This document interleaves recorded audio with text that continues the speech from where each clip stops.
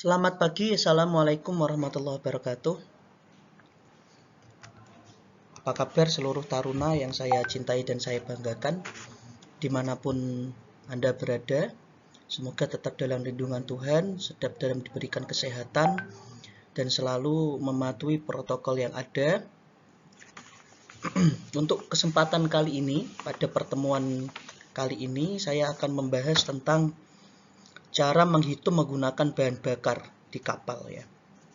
Tentunya hal ini sudah pasti ya, seluruh taruna yang sudah pernah layar ya semester 7 dan 8 itu harusnya sudah dapat menghitung ya, bahan bakar di atas kapal, baik itu konsumsi, replenish ya, kemudian rencana pelayaran, berapa kebutuhan konsumsi bahan bakar selama berlayar. Itu harusnya taruna selama praktek sudah belajar, dan nanti ketika sudah selesai semester 7-8, selesai wisuda, naik lagi ke kapal, itu sudah hal yang sangat biasa dan sering dilakukan taruna ya. Oke, saya sedikit mulai dari dasar ya. Kita ulas dulu dari dasar. Yang pertama adalah cara menghitung bahan bakar. Itu ada 4 metode. Ini metode yang umum digunakan di atas kapal ya, ataupun ketika kapal kita itu berada di galangan, atau bahkan kita tidak berada di kapal tersebut tetapi kita bisa mengetahui bagaimana konsumsi per jam dan per hari dari kapal tersebut ya. Oke, yang pertama yaitu dengan metode yaitu menghitung umur kapal. Jadi kita walaupun tidak berada di kapal tersebut, kita bisa menghitung bahan bakar konsumsi setiap jamnya melalui umur kapal. Jadi kita bisa tahu tuh, umur kapal itu dibagi dua, ada yang keluar dari galangan ya, building pertama kali, terus kemudian di launching dari galangan sampai 20 tahun pertama itu disebut kapal yang masih baru ya. Jadi kapal itu 20 tahun itu dianggap masih baru ya. Asalkan syaratnya perawatan dan perbaikan dilakukan secara teratur ya. Dan 20 tahun ke atas itu disebut dengan kapal lama ya. Artinya kapal lama itu berarti lebih ekstra perawatannya dan lebih ekstra perbaikannya. Yang kedua yaitu tentang konsumsi bahan bakar yang sudah ditetapkan oleh perusahaan. Jadi perusahaan itu mempunyai, yang kedua yaitu ketetapan yang diberikan oleh perusahaan. Biasanya konsumsi per jam atau per hari atau per RPM kapal itu sudah ditentukan oleh perusahaan. Misal nih, kapal jalan speed 70% dari kekuatan RPM mesin. Ya, itu biasanya sudah dipatok tuh. Berarti kalau kamu berjalan 70% dari speed kapal, konsumsi bahan bakar kamu harusnya per jam sekian atau per hari sekian. Nah, itu ketetapan yang sudah diberikan oleh perusahaan.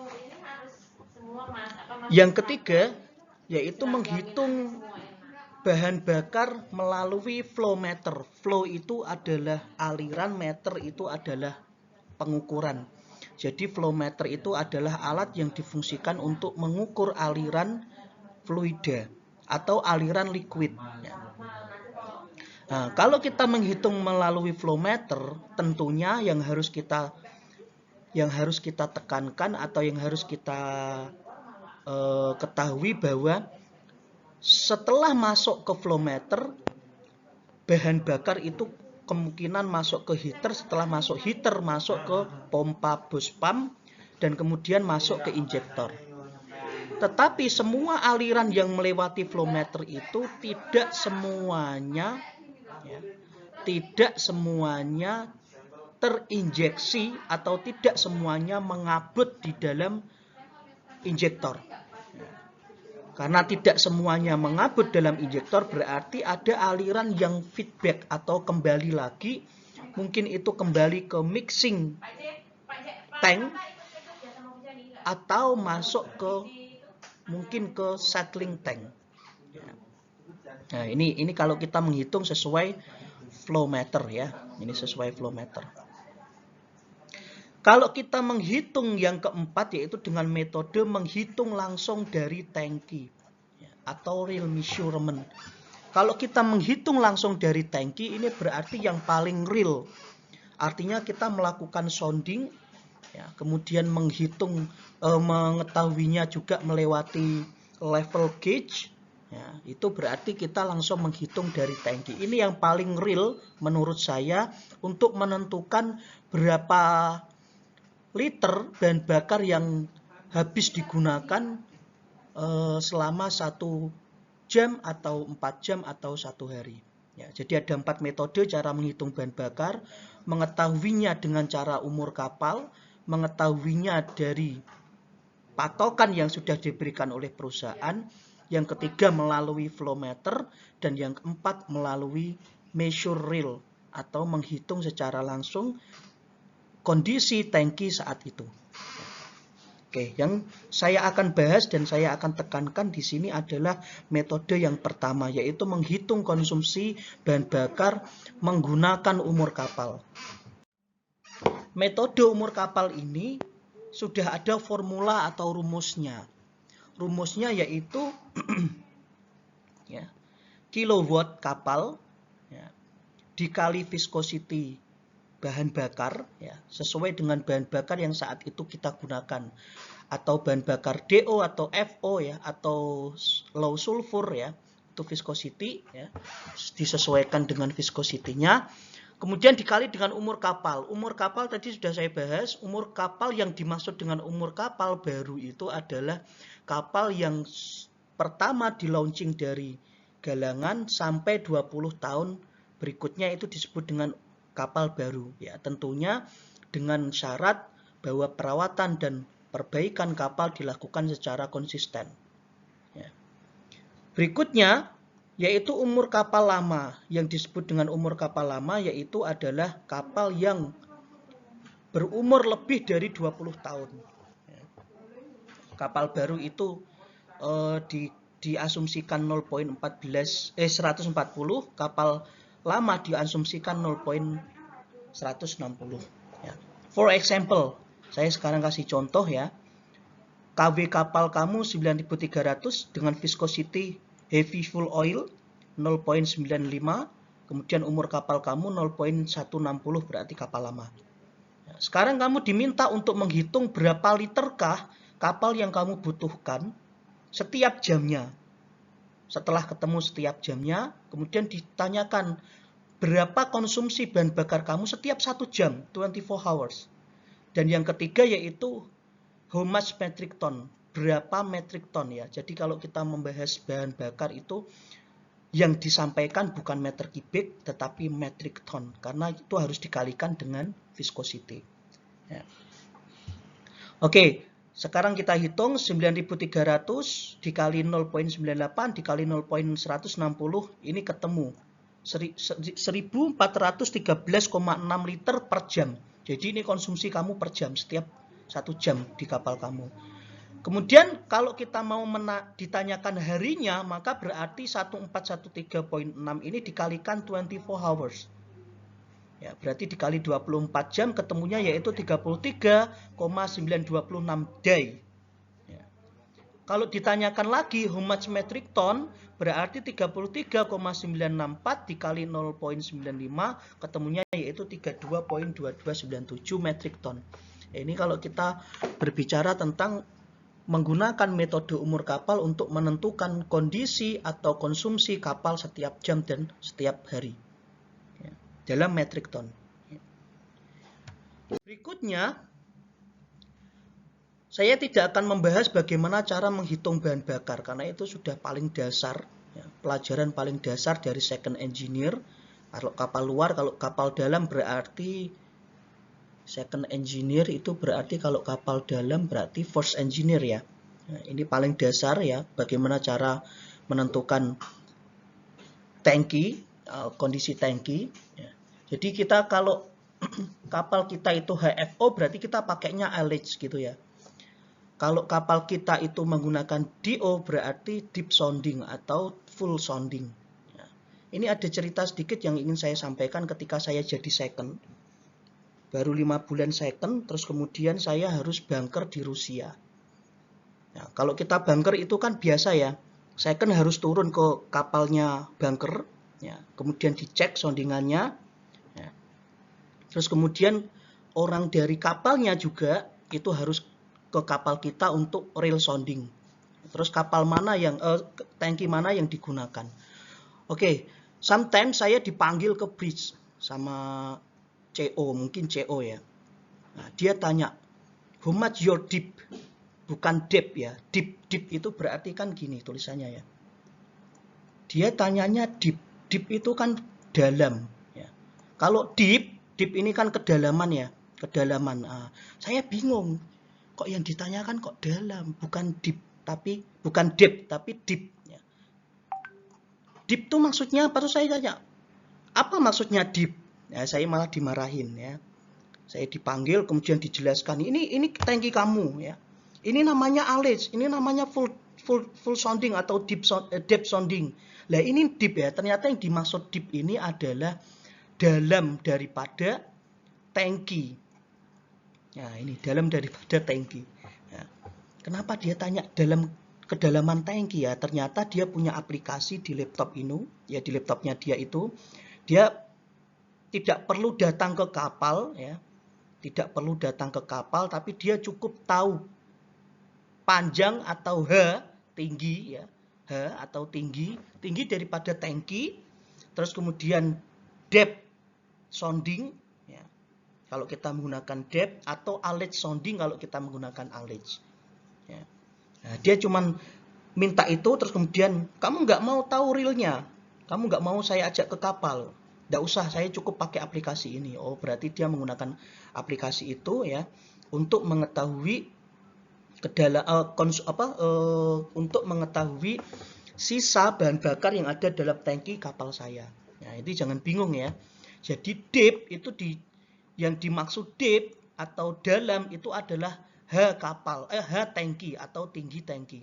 Tapi kalau depth itu adalah kondisi tangki dalam kedalaman kapal, kedalaman tangki, tetapi yang dihitung adalah sisa dari bahan bakar yang ada di tangki. Tapi kalau ALEJ itu menghitung kekosongan daripada tangki. Jadi gampangnya gitu. Jadi ALEJ itu menghitung kekosongan tangki. Kalau deep sounding itu menghitung isi daripada tangki. Jadi ben gak bingung ya. Ya. Jadi kalau ALEJ itu menghitung kekosongan berarti kapasitas tangki atau tinggi tangki dikurangi dengan kekosongan tangki, maka itu ketemunya adalah depth atau kedalaman. Ya. Oke, sekarang kita membahas tentang trim by head and trim by astern. Ini yang paling penting dan juga even keel. Ya. Batas toleransi dari sebuah kapal apabila kapal itu berangkat dari pelabuhan, ya, entah itu setelah bongkar atau muat, batas yang diharuskan oleh kapal ketika kondisi itu trim by astern dan trim by head itu tidak boleh lebih dari tank condition ini. Ya, jadi kalau kamu lihat tank calibration table atau buku kalibrasi tangki, ya, kapal itu tidak boleh dalam keadaan trim by astern lebih dari 2,5 meter. Jadi kalau kapalmu itu kondisinya trim by astern kok lebih dari 2,5 meter, ini nggak ada di tabel. Kamu ngitungnya gimana? Nggak bisa. Nah ini makanya CO mengatur muatan harus tepat. Jangan sampai kapalnya itu dalam kondisi trim by astern, ya, tapi kondisinya lebih dari 2,5 meter. Karena nanti tidak akurat ya.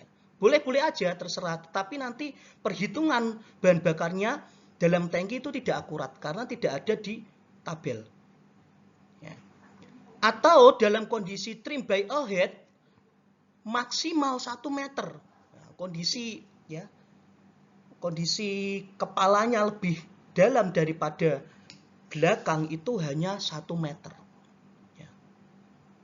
Oke, kalau even kill gimana Pak? Trimnya 0. Oke, nah, enggak apa-apa. Kalau trim 0 ini ada ya, kondisinya ini ada. Oke, sekarang kita bahas kalau tidak ada kondisi trim by Aston atau trim by head di dalam tank calibration table. Ya. Oke, misal nih ya, misal kondisi kapal kamu ini sounding depth ya. Ya, berarti full sounding. Yang ini ALEJ, jangan bingung. Ya, ini ALEJ berarti menghitung kekosongan tangki. Kalau full sounding menghitung isi daripada tangki. Ya, ini saya ganti warnanya biar jelas nih. Biru ya. Oke, tangki kamu sekarang kondisinya yaitu pada kondisi kita masuknya coba ke Aston ya, trim by Aston 166.7 dan 168.7. Nah, kapal kamu berada di 167, berarti tidak ada nih di tabel. Ya. Terus gimana ngitungnya Pak? Kalau kapal kamu itu trim by Aston, ya, itu kondisinya misal 1,5 meter, berarti kamu menggunakan yang paling besar. Berarti 168.7. Jangan yang paling kecil. Kalau tidak ada hasil soundinganmu di sini. Ya. Atau kamu mau menghitung rata-ratanya boleh. Ya. Nah, harusnya udah tahu nih cara menghitung rata-rata. Antara 166.7 dan 168.7. Ini harus, kalau di rata-rata bisa Pak, itu lebih akurat. Oke, bagus. Tapi kalau kamu mau 168.7 itu paling aman. Karena apa? Berarti lebih. Ya, lebih baik lebih, berarti ada pocket atau ada sisa daripada kamu paskan nih. Saya pukul yang paling bawah Pak, 166.7. Tidak masalah, tapi berarti kamu tidak menyimpan sisa atau pocket di kapal. Ya, padahal pocket ini penting. Ya. Pocket ini penting. Misal nih, tangki kamu isinya 10 ton. Ya. Itu harusnya 10 ton itu pasti dasarnya lumpur. Berarti harus kamu kurangi 20 ton. Makanya kita kalau bunker itu tidak boleh lebih dari 75%. Ya. Selain itu membahayakan ketika terjadi roksi, itu juga membahayakan karena apa? Karena setengah daripada tangki itu pasti, bukan setengah ya, 20% daripada tangki itu kemungkinan adalah lumpur, kecuali udah kamu bersihkan atau kapal baru. Ya, biasanya kapal baru itu lumpurnya sedikit. Ya.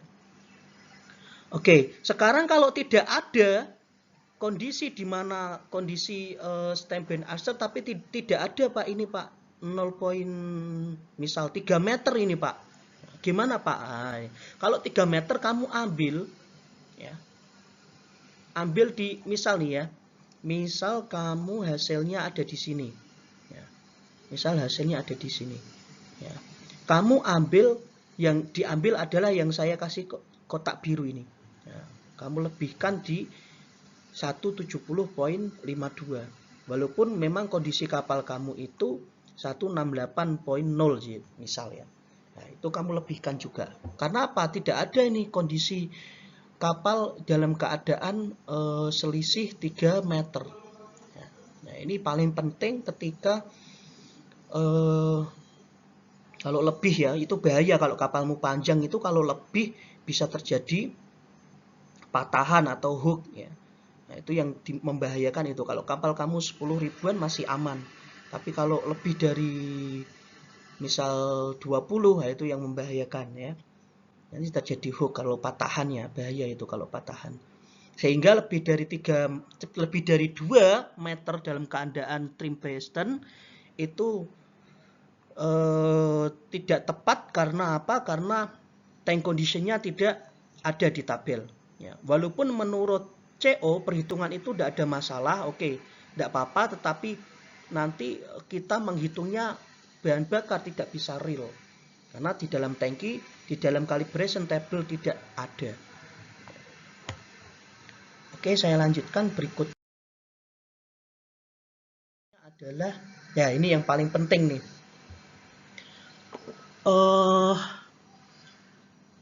Ini adalah kondisi wake ya, tulisannya gini, wake wedge G.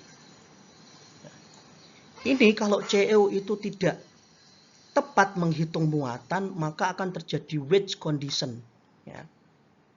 Yaitu kondisi di mana bahan bakar, kondisi di mana kapal miring ke kanan atau ke kiri ya, lebih dari 15 derajat. Kalau lebih dari 15 derajat, pasti nanti ketika berlayar, terutama ketika ada roksi atau kondisi cuaca yang tidak bagus, itu pasti nanti pelayarannya kapalnya juga tidak enak ya. Terus yang kedua, pasti terjadi kondisi di mana bahan bakar itu tidak rata ya, tidak rata atau miring. Ya, atau miring ya, miring ke kanan atau miring ke kiri. Ya, dalam kondisi lebih dari 15 derajat. Nah, ini berpengaruh Pak dengan perhitungan, sangat berpengaruh. Maka ini disebut dengan wedge condition kalau di engineering ya. Di wedge condition, yaitu kondisi ini ada gambarnya, sudah saya kasih gambar ya. Jadi ini bahan bakarnya miring nih ke kiri. Ya. Harusnya kan gini ya, rata ya, rata. Tapi ini miring ke kiri. Ya. Terus cara menghitungnya gimana kalau gini? Nah ini ya. Ya, bila kapal memiliki trim, ya, trimnya ternyata tidak bagus ya, maka akan terjadi koreksi trim guna menambah atau mengurangi ales atau soundingan yang pada saat itu jika trim stern itu adalah minus, jika trim ahead itu adalah plus. Ya, nah ini miring ke kiri, ya, miring ke kiri. Ya. Maka harus ada yang disebut dengan trim correction. Trim correction itu dibagi, ada 3 yang harus dikoreksi. Namanya correction trim, itu berarti mengkoreksi trim. Itu ada 3 yang dibahas di sini. Yang pertama itu adalah koreksi antara ketinggian alat ukur dengan ketinggian tangki. Jadi itu harus dipastikan nih, tinggi tangkimu berapa. Itu harus tepat ya. Nggak boleh menggunakan angan-angan ya. Harus lihat di tabel tangki ya. Ada tabel tangki itu. Biasanya di deck ada, di engine ada. Ya. Kemudian dikoreksi juga dengan ketinggian alat ukur ya. Alat ukur itu atau sounding itu harusnya ada kalibrasinya. Ya, selama ini kan kita nggak pernah kalibrasi alat sounding ya. Terutama kalau alat sounding kita itu menggunakan digital. Sekarang kapal-kapal baru udah males itu. Ngerek gitu terus ngukur, udah males ya. Sekarang sudah menggunakan sounding digital yang dilengkapi dengan sensor ya, seperti pelampung, sehingga kita tidak perlu lagi menghitung sudah ada berapa kondisi tangki dalam keadaan ales ataupun dalam keadaan deep. Ya. Yang kedua yaitu koreksi temperatur. Yang dikoreksi apa? Suhu daripada muatan. Semakin dingin muatan itu berarti muatan juga, kalau semakin dingin temperatur berarti muatan juga semakin kental dan sebaliknya. Maka ini harus dikoreksi juga. Yang ketiga yaitu koreksi density, yaitu adalah koreksi suhu, perbandingan suhu antara suhu di dalam tangki dan suhu di luar tangki. Ini ada 3 koreksi trim. Ya, biasanya sudah ada rumusnya, kita tinggal mengaplikasikan dalam sistem itu. Ada aplikasinya udah. Jadi nggak usah ngitung. Tapi kalau kamu mau tahu cara yang ngitung, besok kita bahas ya. Ini sudah ada formulanya atau rumusnya untuk mengoreksi density dan temperatur. Untuk ketinggian alat ukur dan tinggi tangki itu saya tidak tahu rumusnya. Atau mungkin kalau ada yang tahu, tolong saya diinfo untuk menambah pengetahuan saya ya. Nanti kita akan bahas cara menghitung koreksi temperatur dan koreksi density. Ya, gitu. Oke, kita lanjut. Berikutnya yaitu adalah Cara mengestimasi kebutuhan bahan bakar dari standby with engine dan finish with engine. Nah, ini pentingnya second E itu harus rajin nyonding. Ketika kapal itu mau berangkat, berarti sudah tutup kargo, ya. Orang-orang teli sudah turun, kita persiapan berangkat, long set. Itu second kalau rajin, harusnya itu ambil sounding reel. Semua tangki disonding, termasuk juga tangki harian, tangki double bottom, tangki settling, dan lain sebagainya. Semua harus disonding. Ya. Dan juga finish with engine. Ketika kapal sudah in position, ya, tali tros sudah terikat, ya, kemudian kapten sudah bilang in position, ya, kapal sudah berada pada kondisi yang siap untuk melakukan bongkar muat, dan sebelum orang agen naik ke kapal atau sebelum orang pekerja dari darat naik ke kapal, itu harus sudah disonding. Ya, jadi nggak ada alasan saya masih ini tidur, nah itu nggak ada alasan ya. Harusnya kalau second rajin itu ini sudah peraturan sebelum standby with engine dan setelah finish with engine itu harus dilakukan pengecekan tangki. Ya, tapi jangan nyuruh kadet ya, harus dilakukan sendiri. Jadi kita benar-benar tahu. Ya. Oke, keadaan seperti ini kadang kita temui. Ya, misal nih, kapal kita sudah layar. Di tengah-tengah perjalanan, ya, ada instruksi, tolong hitungkan kapal konsumsi bahan bakar kamu ketika kapal kamu itu standby kemarin sampai finish with engine di pelabuhan berikutnya. Ya. Hal ini dilakukan untuk apa? Untuk menentukan mungkin nanti akan dirubah sailing instruction. Ya. Misal nih, kapal dari Indonesia ke Filipina. Nanti sampai Filipina yang seharusnya ke Thailand itu dirubah atau perubahan pelayaran ya. Dirubah, misal saya mau bawa kapal kamu ke Indonesia karena muatan di Indonesia itu lebih mahal daripada di Filipina misal ya. Berarti kita disuruh membawa kapal kita ke Indonesia. Cukup enggak tangki kamu dengan kondisi itu? Kalau kamu saya suruh berangkat ke Indonesia dari Filipina. Nah, itu ya yang seharusnya ke Thailand disuruh ke Indonesia. Nah, perusahaan pengen tahu tuh konsumsi kamu itu cukup enggak, bahan bakar kamu itu cukup enggak kalau kamu saya suruh ke Indonesia. Nah, jadi ini penting nih, standby with engine until finish with engine. Ya. Aduh.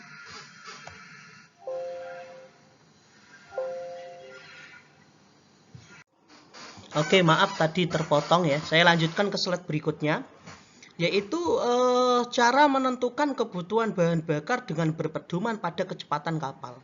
Ya, ini juga nih, kadang kita di tengah laut, second dibangunin. Second, tolong dihitungkan bahan bakar. Kalau kapal kita itu seharusnya nanti ke pelabuhan A, harus dipindah ke pelabuhan B. Harusnya kapal ini ke pelabuhan A, tetapi harus dipindah ke pelabuhan B. Bahan bakar kamu cukup enggak? Dengan bahan bakar segitu, kamu harus berjalan berapa speednya. Nah, ketika keadaan seperti ini, yang menentukan speed bukan lagi orang deck, tetapi orang engine. Karena apa? Orang engine itu berpedoman pada konsumsi berpedoman pada sisa bahan bakar yang ada di kapal. Ya. Biasanya speednya 13 Pak, 13.0 itu 70% dari kecepatan kapal, RPM kapal. Ya. Tetapi kalau kita berjalan ke pelabuhan A dengan speed segitu, kita diharuskan berjalan ke pelabuhan B dengan speed segitu, pasti bahan bakar gak cukup. Ya. Maka berarti kesimpulannya kecepatan kapal harus dikurangi. Yang harusnya 13 knot harus dikurangi sehingga bahan bakar cukup sampai ke pelabuhan B. Ya, paham ya ini kasusnya ya. Sudah semester 8 saya nggak ngomong dasar lagi. Ini sudah harus pengembangan ya. Oke, itu tadi contoh kasusnya. Sekarang kita lihat pemakaian bahan bakar ya. Jadi ini pemakaian bahan bakar. Pemakaian bahan bakar kamu itu per day 25 metric ton. Jarak tempuh kamu 960 nautical mile. Kecepatan rata-rata yang saat itu kamu, kecepatan awal ya, saya lebih senang nyebutnya kecepatan awal, yaitu 10 knot. Berarti kapalmu ini selama ini berjalan 10 knot ya. Nah, ROB, remaining oil board, sisa bahan bakar kamu di atas kapal itu 80 metric ton. Nah, dikurangi 10 metrik ya. Ini misal saya umpamakan lumpur yang ada di tangki itu saya hitung 10 ton, berarti 70 metrik ton. Jadi jangan kamu pukul rata tuh. Kondisi udah apa? 80 metrik ton. Oke, berarti 80. Jangan. Saya lebih aman kalau jadi second saya kurangi 10. Bukan maksudnya saya menyimpan pocket banyak-banyak, tidak, tapi saya takut nih karena kemarin dulu itu ada cerita kan ya, kapal bunkering ya, kapal bunker punya bahan bakar sendiri tapi kehabisan bahan bakar di tengah jalan. Ini gara-gara secondnya nggak pinter ngitung ya, dikira dasar tangki itu deep, kedalamannya segitu ya berarti segitu, tidak ya. Jadi itu pasti nanti ada lumpur yang tidak bisa digunakan. Ya, padahal dia kapal tanker. Ya, kapal tanker bawa minyak tapi kehabisan minyak. Ya, ini antara dia buang minyaknya terlalu banyak ya, atau bisa jadi dia menghitungnya tidak tepat. Ya. Tapi kondisi 10 metrik tidak kamu hitung ini harus diketahui oleh kapten, KKM, dan orang kapal. Jangan ini asumsimu sendiri ya. Nah, ini 10 metrik ini harus diketahui oleh, perhitungan kamu ini harus diketahui oleh chief engineer, mengetahui ya. Permit dulu, jangan kamu hitung sendiri ya. Oke. Terus yang ditanyakan apa Pak? Yang ditanyakan adalah berapa seharusnya kecepatan kapal. Berapa nih seharusnya kecepatan kapal? Yang harusnya kapal itu ke pelabuhan A harus dipindah haluan ke pelabuhan B. Padahal sisa bahan bakar kamu adalah 70 metrik ton. Ya, belum ada 100 ini. Kalau 100 kamu bisa jalan 1 minggu itu. Kalau kecepatan kamu 10 knot. Ya. Tapi kalau cuman 70 metrik ton itu nggak ada seminggu itu. Kalau perjalanan kamu 10 knot. Belum dikurangi dengan roksi. Arus gelombang yang kuat. Cuaca yang buruk. Mana kamu harus salter juga. Nah, ini juga belum dikurangi itu ya. Oke, sekarang bagaimana cara menghitungnya? Kita menggunakan rumus fisika, yaitu S sama dengan V kali T. Karena yang ditanyakan itu adalah T, maka S per V. S-nya berapa? Jarak tempuh yang akan kita lalui itu 960 nautical mile.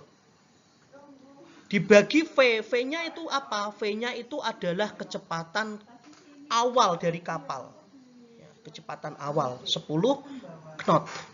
Maka 96 dibagi 960 dibagi 10 jadinya 96 jam dibagi dengan 24 karena dia pengen tahu per harinya. Berarti 96 jam dibagi 24 jam atau hari itu jadinya 4 hari. Paham ya? Jadi dengan jarak tempuh 960 nautical mile dibagi dengan 10 knot itu bisa mencapai 4 hari. Pak, ini kan hitungannya orang dek, orang mesin harus tahu. Karena ini rumusnya harus diketahui dulu berapa hari yang harus kamu tempuh dengan jarak 960 nautical mile. Ya, ini awal ya, ini awal. Ini kecepatan awal ketika kecepatan kamu 10 knot dengan jaraknya kamu dari pelabuhan A ke pelabuhan B itu 960, ya, maka dibutuhkan 4 hari. Oke, jelas ya? Setelah kita tahu hari yang dibutuhkan untuk hari yang dibutuhkan ketika kecepatanmu sekian, kecepatan awalmu sekian dan dengan jarak tempuh sekian, maka kita baru ya Jadi dalam 4 hari dikali dengan 25 ton, ya 25 ton pemakaian harian ya. Maka baru ketemu nih, berarti kebutuhan bahan bakar kamu itu 100 ton. Ya, ini juga awal nih. Ya. Nah, oke, sekarang hari sudah ketemu. Kebutuhan bahan bakar sudah ketemu. Ya, berapa kebutuhan bahan bakarnya? 100 ton. Padahal tangki kamu hanya mempunyai space bahan bakar 70 saja nih. Berarti kurang 30 metric ton. Ya, kurang 30 metric ton. Ini lumayan. Ya, lumayan ya. Kemudian berikutnya, setelah kita ketahui ini data awal ya, data awalnya ini yaitu berapa hari kapal bisa sampai ke pelabuhan B dan berapa konsumsi yang dibutuhkan untuk mencapai pelabuhan B. Ini data awal. Ya. Berikutnya kamu masukkan ya, rumus A1 plus A2. Ini kalau kayak gini berarti persamaan ya, karena satu data dibagi dengan disamakan dengan satu data yang lain. Jadi ini persamaan. Setelah kita dapat data ya, baru kita hitung persamaannya. Ini matematika dasar ya. A1 sama dengan dibagi A2 sama dengan V1 kuadrat ditambah V2 kuadrat ya. Kita sudah ketahui A1-nya itu adalah 100 ya. Ini ya, kebutuhannya adalah 100 sama dibagi 70 ya, karena kapal kamu cuma ada 70 metrik ton ya. Kecepatan awal itu 10 knot ya, dikuadratkan ya, ditambah yang dicari V2 kuadrat ya, maka karena yang dicari di sini berarti sekarang jadi pembagian ya, setelah ini persamaan jadi pembagian. V2 kuadrat sama dengan 7.000 ya, ini ya 7.000 dibagi 100 ya, bagi 100 ini. 7.000 dibagi 100 ya. Maka V2 kuadrat sama dengan 70. Nah, tadi kan masih kuadrat ya. Sekarang kamu akarkan 70 akar sama dengan 8.36 knot ya. Nah, berarti kapal kamu kalau konsumsinya 70 metrik ton itu hanya boleh berjalan dengan kecepatan 8,30 knot ya, untuk sampai ke pelabuhan B. Ya, nggak bisa nih pakai 10 knot lagi. Ya, berarti dalam kondisi ini kecepatan kapal dalam yang menentukan adalah second engineer. Ya, nggak boleh sembarangan. Nanti kalau sembarangan lebih dari 8 knot, bahan bakarnya nggak cukup. Ya, pasti nanti yang disalahkan second engineer dan chief engineer ya. Oke, berikutnya setelah kita tahu persamaannya, maka kembali lagi dengan rumus awal yaitu S sama dengan V dikali T. T-nya yang dicari yaitu S per V 960 nautical mile dibagi knot kedua atau kecepatan kedua. Tadi kecepatan awal, sekarang kecepatan yang diharapkan ya. Biar mudah ini, biar berbeda. Yang 10 knot itu kecepatan awal, yang berikutnya 8.36 ini adalah kecepatan sesungguhnya. Maka kalau kemudian kita bagi 960 dibagi 8.36 ketemunya 114.8 jam dibagi hari 24 jam ketemunya 4.75 hari. Berarti kalau kamu kecepatannya 8,36 itu bisa sampai 4 hari 75 jam. Ya, tadi kan 4 jam ya, 4 hari kalau kecepatan kamu 10 knot. Sekarang kecepatan kamu 8,36, maka kamu bisa sampai ke pelabuhan B itu pada 4 hari 75 jam. Ya. Baru setelah itu pemakaian bahan bakarnya yang dihitung setelah ketemu harinya. 70 metrik ton dibagi 4.75 ya, ketemunya ini adalah 14.7. Berarti konsumsi bahan bakar kamu per jam itu 14,7. Nanti kamu kalikan sendiri menggunakan metrik ton 0.95 ketemunya berapa. Ya, kayak gini penting ya. Karena nggak ada alasan orang engine nggak bisa ngitung kecepatan kapal, karena nanti mau tidak mau kamu ketika menghitung menghitung konsumsi kapal, kamu harus tahu kecepatannya. Jadi tidak mengandalkan tanya orang dek terus, kamu harus bisa. Oke, saya kira itu yang dapat saya sampaikan. Oh, masih satu slide lagi, sorry. Ya. Satu set ini yaitu pengaruh-pengaruh yang diperhatikan dalam menghitung bahan bakar. Dalam menghitung bahan bakar itu ada beberapa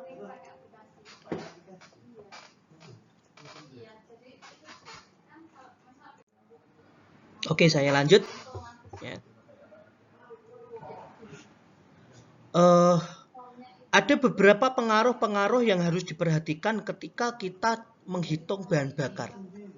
Yang pertama yaitu ketika kapal kita dalam keadaan sailing atau berlayar. Kapal dalam keadaan berlayar itu kan sudah dipatok konsumsinya.